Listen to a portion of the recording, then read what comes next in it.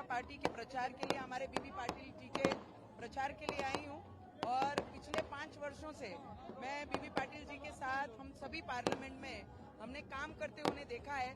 और भारतीय जनता पार्टी का जो नारा है, हमारे देश के प्रधानमंत्री जी का जो नारा है, अब की बार 400 पार, और 400 पार में 101% जरीराबाद भी हमारा उसमें एक जरूर होगा।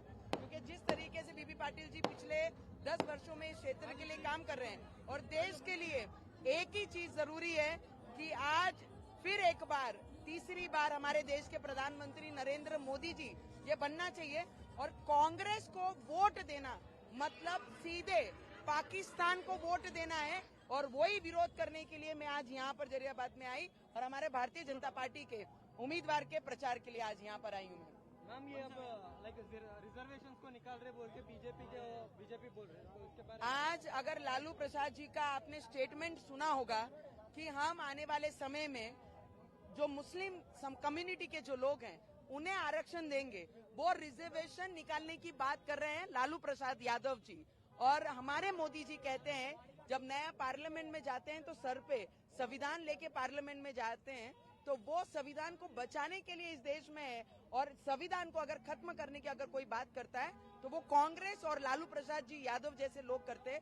क्योंकि SC/ST का सम्मान करने के लिए हमारे देश के प्रधानमंत्री ने किसी को बताने की जरूरत नहीं, देश की प्रेसिडेंट आज जो राष्ट्रपति बनाई है वो ट्राइबल क्षेत्र से बिलोंग करने वाली, ट्राइबल आदिवासी परिवार से बिलोंग करने वाली हमारी प्रेसिडेंट है। तो मुझे लगता है उन्होंने सम्मान बढ़ाया है SC और ST का, और इस देश के सम्मान बढ़ाने के लिए जो काम कर रहे हैं वो देश के प्रधानमंत्री कर रहे हैं। और संविधान खत्म करने का काम अगर कोई कर रहा है तो कांग्रेस और लालू प्रसाद यादव जैसे लोग इस देश में संविधान और SC/ST का आरक्षण खत्म करने की बातें कर रहे हैं। और कांग्रेस में बोल रहे हैं कि हिंदू गॉड्स को they are using as the voter bank.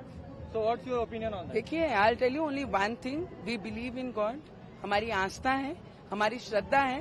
तो कांग्रेस पार्टी को कभी भी भगवानों के प्रति श्रद्धा नहीं रही है, तो उन्हें ये नहीं पता है कि भगवान के प्रति श्रद्धा रखने वाले लोग कैसे होते हैं। उनको ये लगता है कि नाम लेना और श्रद्धा रखना ये राजनीति है। तो इनके विचारों में हमने पिछले 75 वर्षों में देखा, जिस राम भगवान को हम पूरे देश के लोग मानते हैं, पूरे विश्व के लोग मानते हैं, उसी मंदिर का विरोध इन्होंने सुप्रीम कोर्ट में 27 वकील लगा के किए। तो मुझे लगता है यहाँ से स्पष्ट होता है हम तो भगवानों में श्रद्धा रखने वाले लोग हैं। अगर उनको राजनीति करनी है इससे लेकर तो वो राजनीति कर सकते हैं। मैम, और कांग्रेस बोल रहे हैं कि मोदी का 400 बार will be an unsuccessful dream.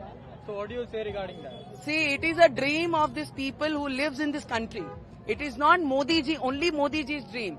It is a dream who respect this country. It is a dream who belongs to this country. This is dream belongs to them, not to Modi ji. Modi ji ने सिर्फ रखा है कि अब की बार 400 पार लाकर देश को 5वें स्तर से 3रे स्तर पे लाना है, करके अब की बार 400 पार चाहिए। देश के युवकों को रोजगार देना है, आने वाले समय में उनके बेरोजगारी हटानी है, इसके लिए 400 पार चाहिए। और इनके जो सपने हैं, राहुल गांधी को PM बनाना है, इनके सपने हैं कि लालू प्रसाद यादव को PM बनाना है, इनके सपने हैं कि ममता बनर्जी को बनाना है, और देश के लोगों का सपना है कि अब की बार 400 पार के बाद और इस फिर एक बार, तीसरी बार नरेंद्र मोदी जी प्रधानमंत्री बनेंगे। ये सपना देश के लोगों का है। Thank you. कैंडिडेट